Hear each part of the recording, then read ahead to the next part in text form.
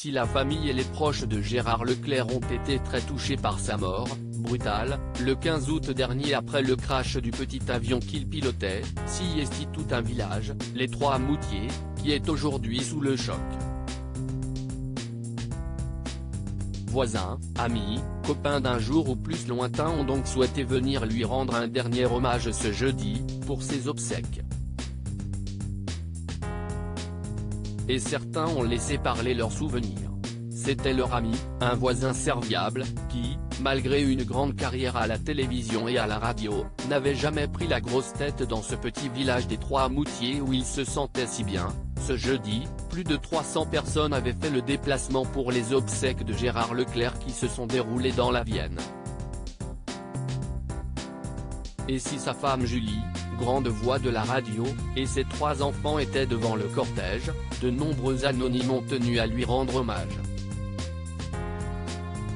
Et notamment la mère du village, qui a décrit une figure locale, très attachée au Poitou qui a toujours su rester simple, mais pas uniquement, ses copains, ses voisins, avec qui il aimait passer du temps, s'étaient eux aussi déplacés et ont confié leurs souvenirs aux Parisiens.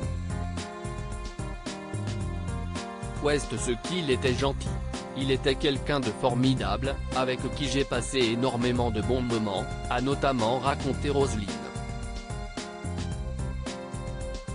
Tous les ans, il nous emmenait avec mon mari et des copains faire un tour en avion. Je ne pouvais pas faire autrement que de venir lui dire au revoir aujourd'hui. Une passion qu'il a finalement tuée, même si les circonstances de l'accident, pendant lequel l'avion aurait chuté en piqué, restent à découvrir. Mais le journaliste avait d'autres occupations, plus simples. Quand il était là, on jouait au tiercé tous les week-ends. J'étais encore avec lui le dimanche juste avant l'accident. Si est terrible, explique en effet un proche au bord des larmes, sur celui qui est décédé avec 2 passagères, dont Michel Monory. Ses amis de la télévision venus de Paris, Marie-Pierre Farkas, réalisatrice pour France Télévisions, le connaissaient depuis plus de 30 ans. Et elle aussi a beaucoup de souvenirs. Je me souviens d'une soirée mémorable avec lui où il avait chanté, il avait une très belle voix.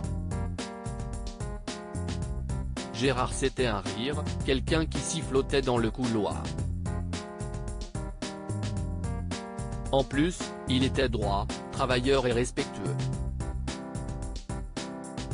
Il savait écouter les autres, ce qui n'est pas fréquent dans notre métier, a-t-elle rendu hommage. Plus discret, Thomas Soto, qui a notamment travaillé avec sa femme Julie sur Europe 1, Nicolas Canteloup ou encore Marc-Olivier Fogiel avaient fait le déplacement. Parmi les autres personnalités, Julien Clerc, son demi-frère, était bien sûr présent et très soutenu. Sa femme Hélène était en effet à ses côtés, tout comme son ex-femme, Virginie Coupéry-Eiffel, et 2 de ses 5 enfants, Vanille et Léonard. Le chanteur Alain Chamfort, qu'il a semblé ravi de voir, était lui aussi présent.